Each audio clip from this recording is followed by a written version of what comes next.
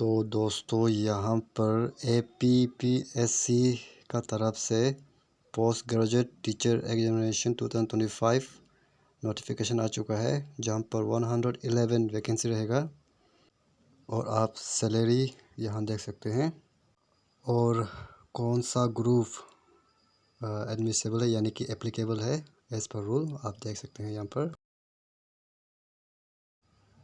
Table number 1 जो PGT English है यानी कि इंग्लिश टीचर का ज़रूरत है यहाँ पर, और जिसमें 3 पोस्ट जो अनरिजर्व रहेगा और APST वालों के लिए 10 पोस्ट है।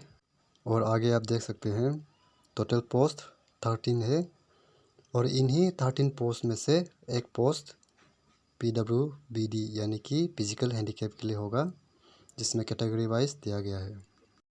और इसी तरह से आप आगे का लिस्ट को भी देख सकते हैं।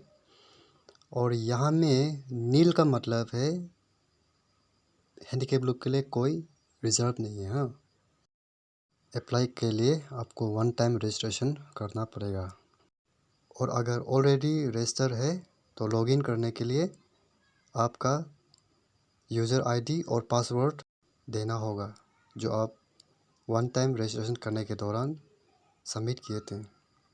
अप्लाई करने के लिए इस वेबसाइट में जाइए। नंबर 4 में है जो कैंडिडेट ऑलरेडी गवर्नमेंट सर्विस में है और वो अप्लाई करना चाहता है, तो आप जिस डिपार्टमेंट में काम कर रहे हैं उस डिपार्टमेंट में इंटीमेशन सबमिट किया हुआ और NOC इशू किया हुआ कॉपी को अपलोड करना है। तो ये नंबर 5 पॉइंट को आप लोग ज़रा ध्यान से पढ़िए। मुझे लगता है ये थोड़ा इम्पोर्टेंट है, क्योंकि ये आप लोग जो फीस जमा करेगा ना वो फ़ी जो वापस नहीं मिलेगा, इसके ऊपर में ये लिखा हुआ है। तो मेरा हिसाब से तो अगर मैं तो शॉर्ट में बताऊं तो आप मल्टीपल टाइम्स जो एप्लीकेशन सबमिशन नहीं करना है, ठीक है। और आप अगर फ़ी जमा कर दिया है और आपका कुछ इशू निकलता है तो फ़ी आपको वापस नहीं मिलेगा, फिर से आप नया से फिर एप्लीकेशन आप भरना पड़ेगा। तो यहाँ में यही लिखा हुआ है। और यहाँ में हाईएस्ट RID बोल के दिया हुआ है। यहाँ में क्या लिखा है, therefore the highest RID application should be complete in all respect. The application with the highest registration ID will be accepted by the commission. तो मेरा हिसाब से तो यही है कि आप पहले अगर आप रजिस्ट्रेशन जो ऑलरेडी करके रखा हुआ है तो आप उससे ही आगे का आप जो है अगर ये अप्लाई है उसको कीजिएगा, ठीक है। क्योंकि यहाँ में जब हाईएस्ट RID जब बोला है तो यानी कि आपका वही होगा जो आप शुरू में जिस रजिस्ट्रेशन यूज़र ID और पासवर्ड से जो आप अप्लाई किया था और आपका अप्लाई एक्सेप्ट हुआ है, तो वही मेरे हिसाब से तो ऑथेंटिक और हाईएस्ट रजिस्ट्रेशन ID होना चाहिए, है ना, वही रहेगा। और आप अगर नया से करता है तो सोच समझ के कीजिएगा, क्योंकि आप एक बार फ़ीस जमा होने का बाद वो फ़ीस कहीं में भी एडजस्टेबल नहीं है। तो आपका तरफ से आप क्रॉस चेक कर सकते हैं। तो ये मेरी तरफ से आपको एक्सप्लेन कर दिया शॉर्ट में। पॉइंट नंबर 6 में एप्लीकेशन कब तक जमा होगा और कब से शुरू होगा उसको दिया हुआ है, आप लोग देख लीजिएगा। सीरियल नंबर B एलिजिबिलिटी का जो नंबर 2 पॉइंट है उसको आप अच्छे से देखिए, हाँ, उसको पढ़िए। तो मेरे हिसाब से तो इसमें ये लिखा हुआ है कि जो B.Ed और जो सेकेंड क्लास मास्टर डिग्री कर चुका है या कर रहा है, दोनों ही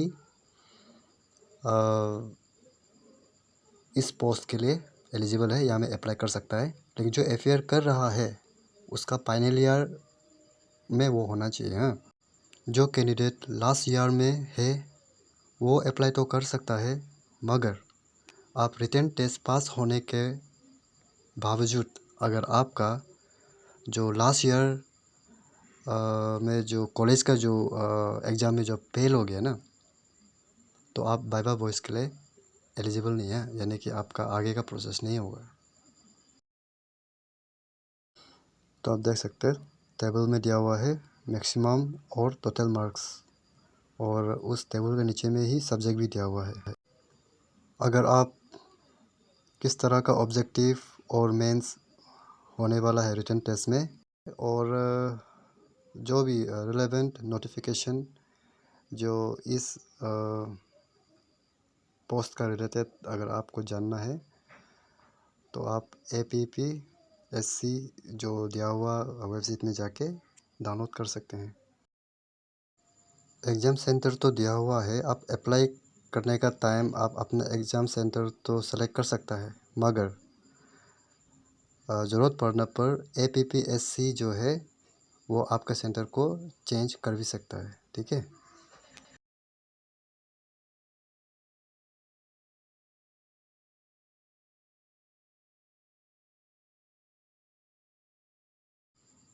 जो भी कैंडिडेट डिसेबिलिटी कैटेगरी में आता है वो सब ध्यान से सुनिए।